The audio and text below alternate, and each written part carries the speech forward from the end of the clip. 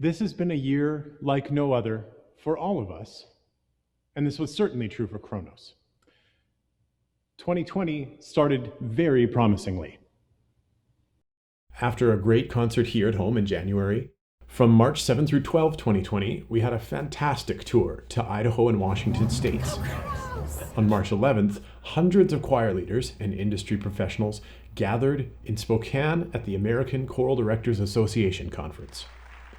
We were the closer of the conference's opening night concert, the only Canadian choir invited to perform.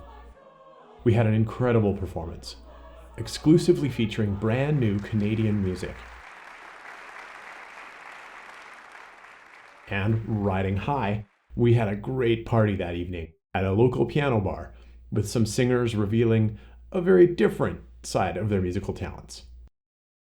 The next morning, we boarded buses and planes, headed, we thought, back to jobs and family, and a concert just a week later. Instead, we found ourselves in quarantine. Our arrival home coincided exactly with Alberta's ban on large gatherings and restrictions on international travel. This was just the beginning of the many effects that would follow for us and for everyone. Talk about your highs and your lows. Shortly thereafter, our collaboration with the Edmonton Symphony Orchestra was cancelled. Our season-ending Hearts of Fire concert cancelled. Despite the disappointments, our community of supporters was quick to rally round, sending encouraging messages and generously donating ticket refunds. Being isolated underscored how important community and connection are to Chronos Vocal Ensemble. But how could we stay connected under these circumstances? Well, as we've all learned through the pandemic, crisis fosters innovation. We got together using what was then a brand new technology for many of us, Zoom, and talked about what we wanted to do. The first result was our first virtual choir project. On April 28th, what would have been our final concert date of the season, we debuted Light of a Clear Blue Morning. I see a brand new day dawning. It wasn't the full concert we had planned, but it was a meaningful end to the season for the choir, and we got a huge response from all over the world online. I can see the light of a brand new day. I can see the light of a clear blue morning.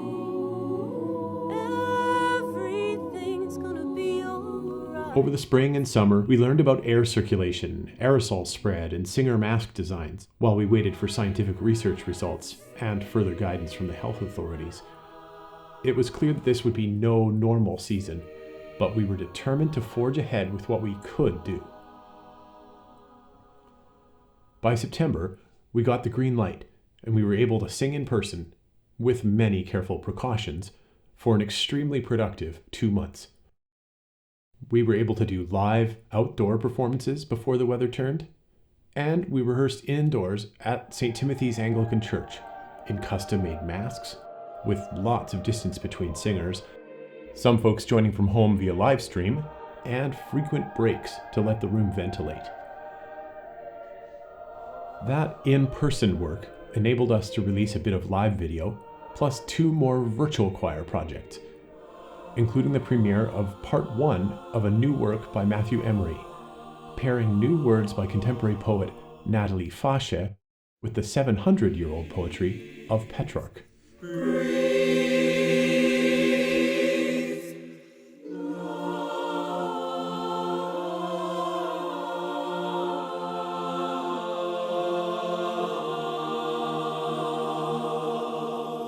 The project was supported in large part by David Almond, a friend of the choir, in memory of his late mother, and dedicated to all victims of COVID.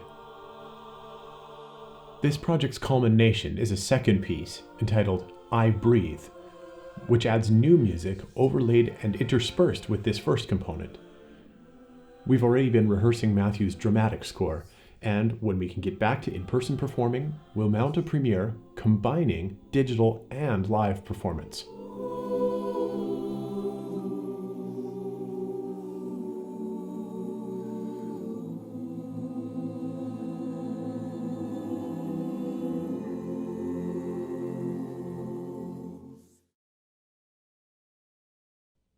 Increasing case numbers and a new round of restrictions shut us down in mid-November, just after we'd completed our scheduled recordings. We ended 2020 on a strong note, though, by launching our 4th annual composition competition in December. We were thrilled to receive 22 compositions from 5 provinces, and in January we announced our winner, A Little More Time by Leonard Enns. Len is based in Waterloo, Ontario, where he's the conductor and founder of the award-winning Da Capo Chamber Choir, similar in many ways to Chronos. 2, 3, 4. In January and February, online rehearsals kept us connected. We sang along on mute to the accompaniment of Kim Cousineau. We also got to meet with composers and other special guests, one true gift of online rehearsals. Bringing new Canadian music to life is so important to us, and being able to collaborate directly with the artists creating the music and text brings a whole other dimension to the pieces. But while technology allowed us to do many things, we were getting a little cabin fever. We need a fun project to kind of just give us a change of pace. We got together to brainstorm a bit, and thus was born Chronos Vocal Ensemble's most ridiculous virtual choir project.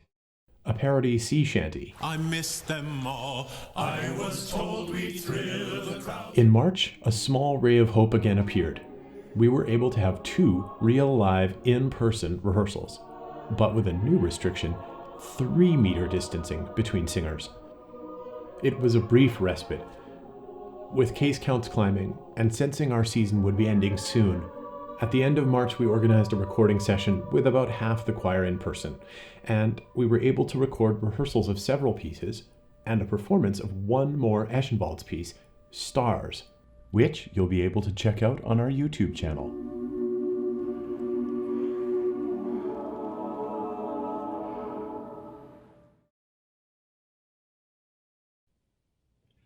As we reach the end of this unusual season, we want to say thank you.